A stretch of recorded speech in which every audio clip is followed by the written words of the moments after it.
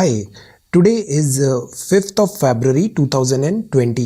Let us have a quick brief on today's newspaper, The Hindu. आज हम इन सब important topics के बारे में पढ़ेंगे। पहला है national population register, national register of citizenship. Second is about novel coronavirus, novel coronavirus. Then third is Delhi elections. And fourth is UNESCO certificate to Jaipur. The fifth is about X-ray Goa airport screening. Seventh है आंगनबाड़ी के बारे में, no sixth is about anganwadi. Then seventh is about continuity and fiscal follow through. Eighth is about maritime presence adrift. Then ninth is navy to the rescue. 10th is about Harangwe. 11th is Bhutan ends free entry for Indian tourists. 12th is global medical data leak and DICGC 5 lakh insurance on bank deposits. 14th is about Mirabai Chanu National Weightlifting Championship. So let us start the discussion of today's newspaper, The Hindu. देखो यहाँ लिखा है no decision yet on pan India NRC, minister tells parliament. During NPR, National Population Register, no verification of citizenship or documents collection. ये होता क्या है national population register? देखो ये है हमारा कंट्री इंडिया। इंडिया में बहुत सारे लोग रिसाइड करते हैं, मतलब रह रहे हैं अभी। They are living in India for past 6 months, पिछले 6 महीने से वो यहाँ इंडिया में रह रहे हैं और they intend to live in India for next 6 months as well, plus minus 6 months। ये कोई भी हो सकते हैं, एनी पर्सन, इवन फॉरेनर्स भी हो सकते हैं जो वीज़ा से इंडिया में आए। ये ओवरसीज सिटीजन्स ऑफ इंडियंस भी हो सकते हैं, ये इंडियन सिटीजन्स भी हो सकते हैं। Means anybody if they are living in Indian territory, Indian country for past 6 months and they intend to live for next 6 months, तो ये बोलते हैं रेसाइडिंग इन इंडिया। अब इन सब के लिए ये इस कंट्री में जो भी रह रहे हैं उसके लिए ज़रूरी है नेशनल पॉपुलेशन रजिस्टर बनाना। ये एक कॉम्प्रिहेंसिव डेटाबेस होगा of every resident of the country, whosoever he is she is. ये हर रेसिडेंट जो इंडिया में रह रहा है उसका ये कॉम्प्रिहेंसिव डेटाबेस होगा। अब जो NPR होता है ये 2010 में भी बना था। 2010 का डेटा कलेक्ट किया था सेंसस 2011 के साथ। अब सेंसस हर 10 साल में होता है और सेंसस एक कॉन्फिडेंशियल प्रोसेस भी है, 1881 से चला आ रहा है। तो सेंसस 2021 के पहले अप्रैल टू सितंबर में NPR 2020 होगा, national population register 2020। The idea is to collect demographic details of residents. ये कॉमन प्रैक्टिस है, इसकी एडमिनिस्ट्रेटिव यूटिलिटी होती है। नाउ अब बात आती है NRC की। NRC का मतलब होता है नेशनल रजिस्टर ऑफ सिटीजनशिप। अब ये इतने सारे लोग हैं, इनमें से जो सिटीजन्स होंगे उनका डेटा आएगा NRC में।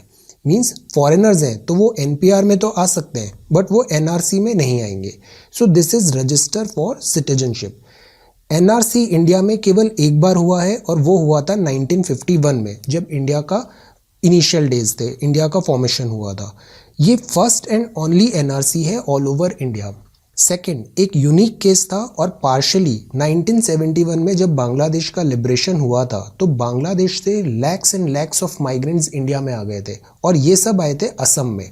तो इस इन्फ्लक्स के कारण 1985 में एक असम अकॉर्ड बना, 1971 एक डेडलाइन बनाई और इस डेडलाइन के अकॉर्डिंग हमने NRC करवाया असम रीजन में।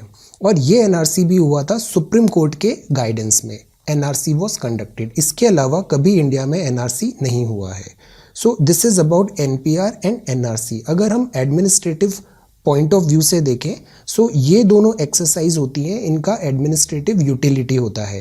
अब इन एक्सरसाइज के करने के तरीके में you can question, but if we look purely in the administrative way then these exercise are good for a country. दो this is page number 2। This is about novel coronavirus. Novel coronavirus, coronavirus एक family होती है, family of pathogens है। इसके नाम्स हैं जैसे SARS and मर्स। तो इसी का एक नया वायरस आया है, नोवल नाम दिया है और इसका नाम है नोवल कोरोना वायरस। इस पैथोजेंस में, कोरोना वायरस में फ्लू टाइप्स सिम्टम्स होते हैं, सर्दी इस टाइप के सिम्टम्स होते हैं। तो ये बेसिकली एनिमल टू ह्यूमन आता है, देन ह्यूमन टू ह्यूमन भी अब ये ट्रांसफ़र होने लग गया है। तो दैट इज़ वाई इस स्प्रेड को रोकने के लिए हम ह्यूमंस को क्वारंटाइन कर देते हैं। जैसे कंप्यूटर में वायरस आता है तो उसे हम क्वारंटाइन करते हैं ना, सिमिलरली हम ह्यूमंस को क्वारंटाइन करते हैं। क्वारंटाइन मतलब इनको आइसोलेट कर दिया है, सेपरेट कर दिया है और अंडर ऑब्जर्वेशन रखेंगे, बिकॉज ये वायरस का 28 डेज़ का इंक्यूबेशन पीरियड हो सकता है। अब यहाँ पे जो पेशेंट था उसको क्वारंटाइन किया था, but he person flee away to Saudi, which is a very risky thing. अब इसमें प्रिकॉशंस क्या रख सकते हैं? As an ordinary person you should maintain cleanliness, you should have hygienic food, food बहुत हाइजीनिक होना चाहिए। देन आप मास्क वियर कर सकते हो at public places, and if you report any uncomfortable feel हो रहा है, अनहेल्दी फील हो रहा है, then you should immediately report to the respective authority. Medical जो प्रॉपर मेडिकल प्रैक्टिशनर्स हैं, गवर्नमेंट हॉस्पिटल्स हैं, आप उसमें तुरंत चेकअप कराओ।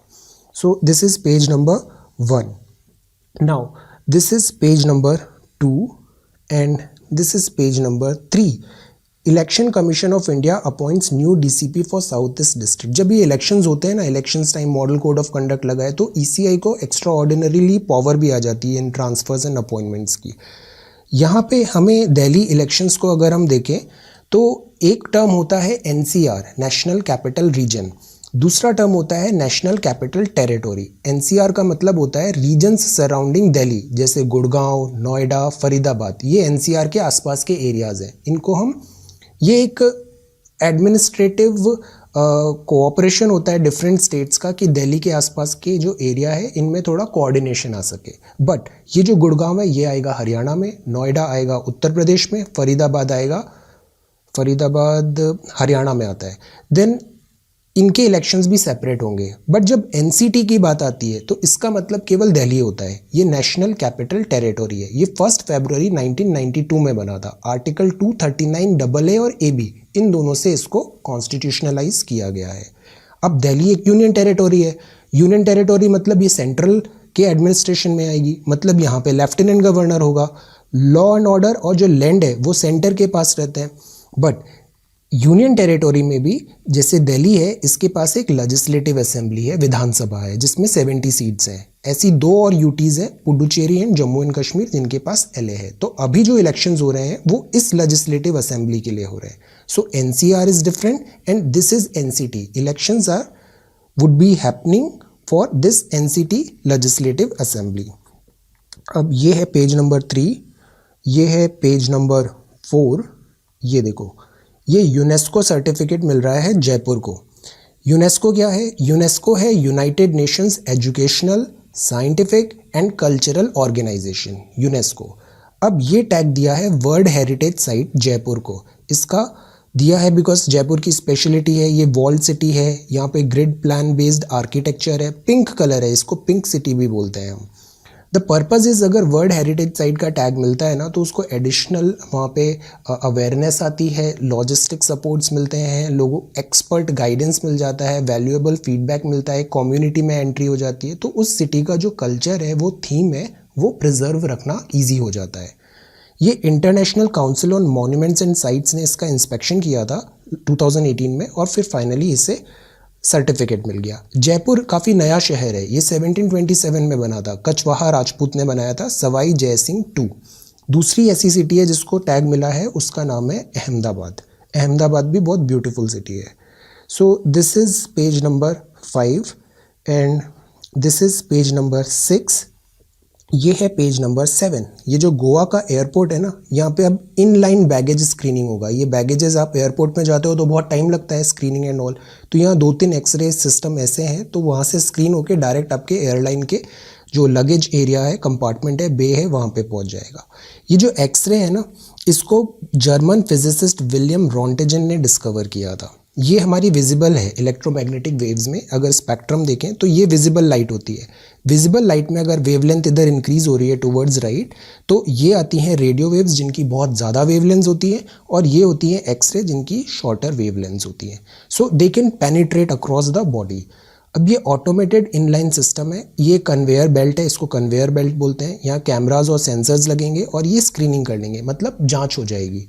ये सेकंड एक्सरे स्क्रीनिंग होगी और ये एयरलाइन का लगेज बे में डायरेक्ट चला जाएगा, तो इससे काफ़ी टाइम सेव हो जाएगा। Now this is page number 8। ये जो 3 कैपिटल का प्रपोजल है उसके अगेंस्ट काफ़ी प्रोटेस्ट हो रहे हैं। आंध्र प्रदेश में पहले अमरावती एक कैपिटल बन रही थी, अब अमरावती को बजाय Kurnool and one more capital Vijayawada में भी कैपिटल बन रही है। This is Amravati and this is Kurnool and one is Vijayawada. So this is page number, look at this picture. ये है टाइगर रिजर्व नगरकुल तेलंगाना में। यहाँ ये हो रही है forest fire.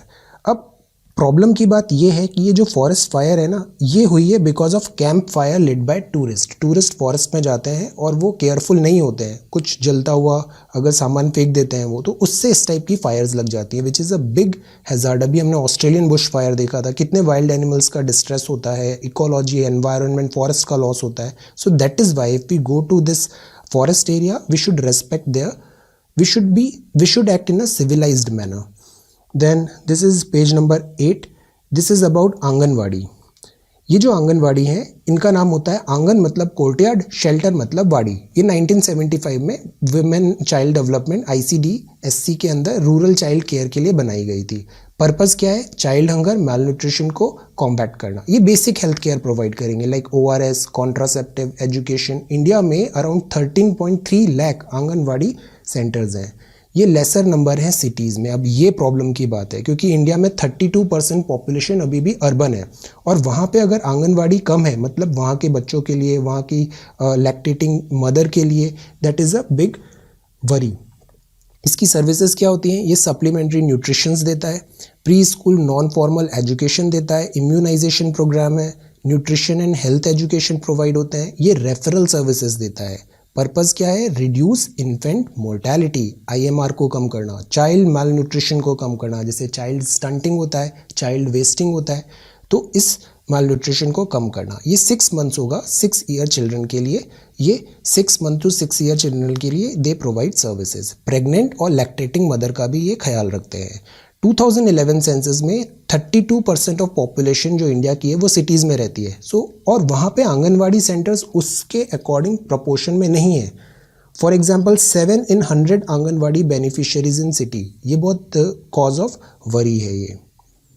Urban settlement was broadened, the share of urban population will be much higher. So this again tells this is a big cause of worry. So this is page number 9. Then this is page number 10. यहाँ जो पहला article है वो है continuity and fiscal follow through. इसमें 15th finance commission का बात किया है। देखो, सारा इनकम टैक्स हुआ या फिर कॉर्पोरेट टैक्स हुआ वो जाता है सीधा सेंटर के पास, स्टेट्स को तो कुछ मिला नहीं। तो ऐसे ही डिवॉल्यूशन ऑफ टैक्सेस के लिए बनाई है 15th finance commission. Finance commission article 280 में इसका मेंशन भी है। इसने अभी इंटरिम रिपोर्ट दी है। इस 15th फाइनेंस कमीशन में कुछ स्पेशलिटी हुई है, जैसे इसने 2 रिपोर्ट दी है इस बार इसमें, क्योंकि बहुत डिले हो गया था इसकी प्रोसेसिंग में। 2021 के लिए एक रिपोर्ट दी है जिसका अभी इंटरिम रिपोर्ट सबमिट किया बजट के साथ, और जो दूसरी रिपोर्ट आएगी वो 24-25 के लिए आएगी, 5 ईयर्स। ये डिले हो गई है। तो 2 रिपोर्ट है, 20-21 के लिए इंटरिम रिपोर्ट और देन 21+5 के लिए नेक्स्ट रिपोर्ट कुछ टाइम बाद आएगी। इसमें ना एक्सटेंशन इसलिए हुआ बिकॉज जम्मू कश्मीर स्टेट से UT बन गया, तो इसके लिए फॉर्मूला फिर से हमें डिवाइस करना पड़ा। 41% डिवॉल्यूशन हो गया है। Then low growth and inflation का फेज था, लो नॉमिनल GDP ग्रोथ थी, दैट इज़ वाई इतना डिले हुआ। देन GST से जो रेवेन्यू आता था वो कलेक्शन पुअर था। स्टेट्स को कैसे कंपनसेशन देना है वो एक कॉज ऑफ वरी हो गया। तो अभी स्टेट्स को 2 साल के लिए टेम्पररी कंपनसेशन दे रहे हैं GST का जो रेवेन्यू फॉल हुआ है उसके लिए। बट फाइनेंस कमीशन इसको कैसे कैलकुलेट करे, तो इन सब रीजंस के कारण इसमें डिले हुआ है और 2 रिपोर्ट आई है। अब रिसोर्सेज होते हैं ना, ये स्टेबल होते हैं और प्रेडिक्टेबल होते हैं, तो दैट इज़ गुड। रिकमेंडेशंस इसकी क्या है? Similar to 14th finance commission, ज़्यादा चेंजेस नहीं है। चेंजेस ये हैं कि जो वर्टिकल डिवॉल्यूशन होता है सेंटर टू स्टेट, उसमें 41% स्टेट को देने की बात की है, पहले 42 था। 1% इसलिए कम किया क्योंकि वो 1% अब जम्मू एंड कश्मीर में जाएगा, जो कि अब यूनियन टेरिटोरी बन गया है, मतलब सेंटर उसका कॉस्ट वहन करेगा। फिर स्टेट टू स्टेट हॉरिजॉन्टल होता है, इसमें बहुत सारे पैरामीटर्स कैलकुलेट होते हैं, जैसे उसकी पॉपुलेशन क्या है, परफॉर्मेंसेस क्या है, फॉरेस्ट क्या है, दैट इज़ वाई जैसे यूपी को ज़्यादा शेयर मिलेगा, सिक्किम को कम शेयर मिलेगा, बिकॉज ये बड़ा स्टेट है, पॉपुलेशन ज़्यादा है। तो इन पैरामीटर्स के अकॉर्डिंग डिवोल्यूशन होता है, हॉरिजॉन्टल डिवोल्यूशन। इसमें 15% 2011 पॉपुलेशन को दिया है, 45% दिया है इनकम डिस्टेंस को, 10% क्राइटेरिया फॉरेस्ट को दिया है, 12.5% डेमोग्राफिक एंड 2.5% टैक्स एफर्ट को दिया है। इसमें ये अच्छी बात ये है कि जो साउथ के स्टेट्स थे ना, उन्होंने पॉपुलेशन कंट्रोल कर लिया, तो उनकी पॉपुलेशन रिलेटिवली कम हुई 2011 में, जबकि जो नॉर्थ के स्टेट्स हैं इनकी पॉपुलेशन बहुत ज़्यादा हो गई, तो साउथ तो लॉस में हो गया ना। तो उसको कंपनसेट करने के लिए इन्होंने डेमोग्राफिक फैक्टर्स भी इंक्लूड किए हैं। This appreciate the population control. इसी तरह टैक्स एफर्ट को भी ये अप्रिशिएट करेंगे। तो जो स्टेट्स अच्छा परफॉर्म करेंगे, यहाँ पे बात हुआ है लोकल बॉडी ग्रांट का। Local body grant, this is a disaster mitigation. This is a disaster mitigation, local body grant, disaster mitigation, nutrition, police training, modernization, housing, monitorable performances in agriculture, इन सब grants को भी इसने calculate किया है, consider किया है। यहाँ ये बात किया है कि अब हमें ज़रूरत है कि हम ये फेयर एंड ट्रांसपेरेंट वे में जो टैक्स डिवोल्यूशन है इन सब हिकअप्स से दूर हैं और आगे कोऑपरेटिव फेडरलिज्म की तरफ मूव करें। Now this is about maritime presence adrift. ये क्या है?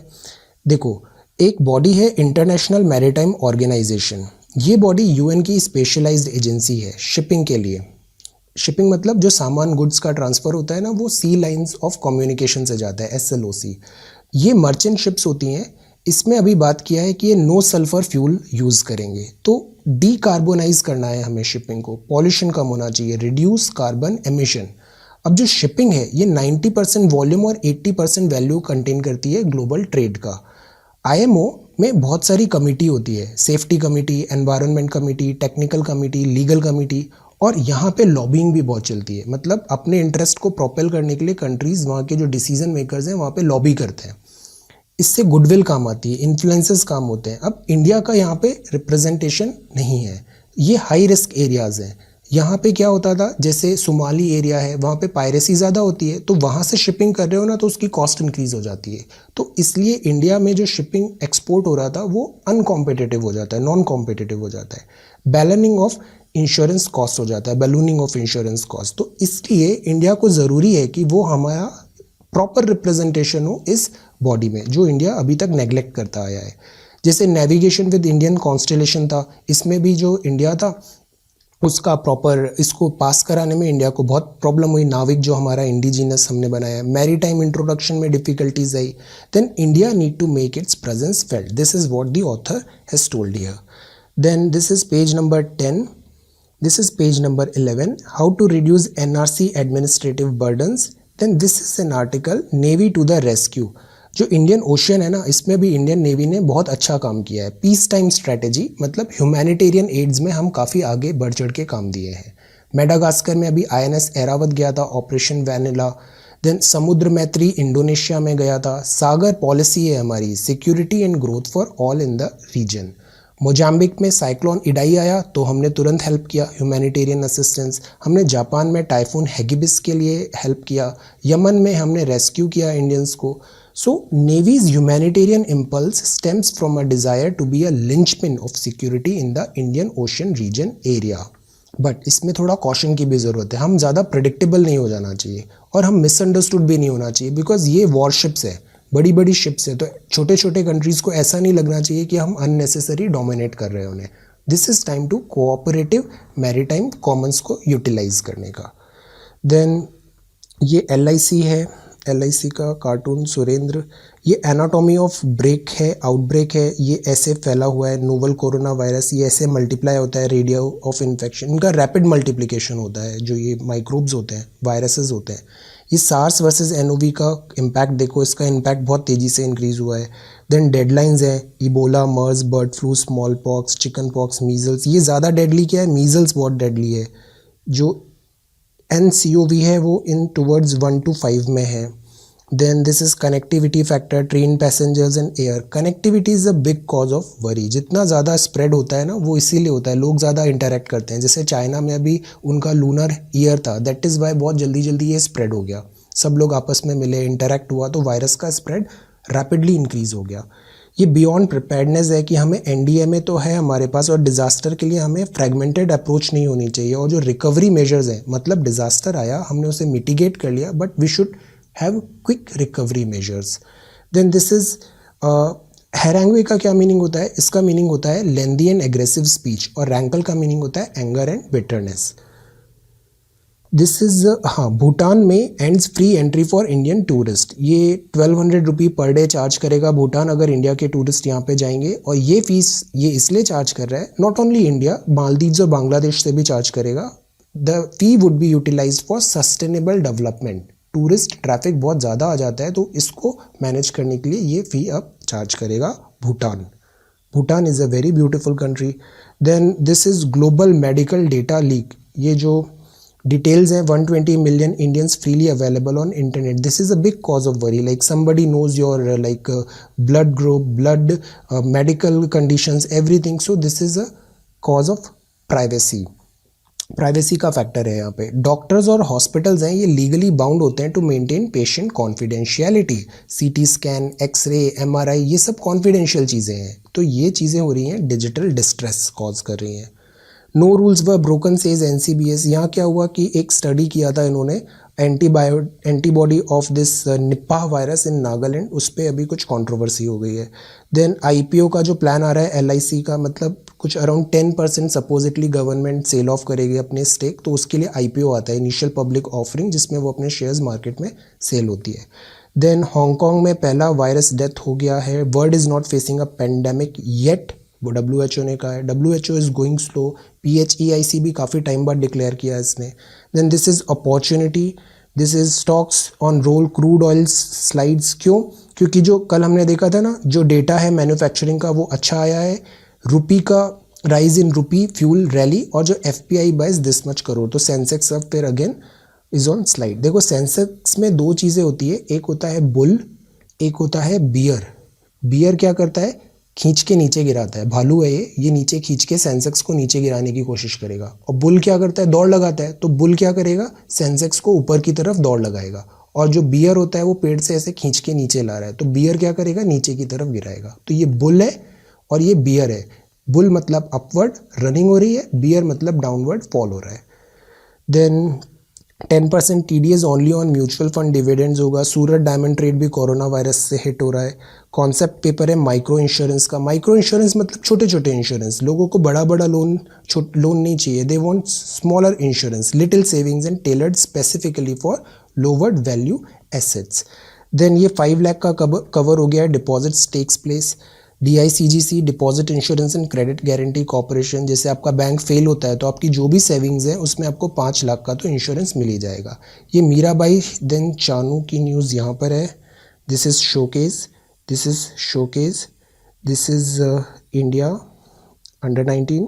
Then this is Mirabai Chanu, she is a weightlifter. ये नेशनल वेट लिफ्टिंग चैम्पियनशिप में काफ़ी अच्छा परफॉर्म कर रही है। Broke 3 national records as she trained her women's 49 kg in the national weightlifting championship in Khudiram Anushilan Kendra here on Tuesday.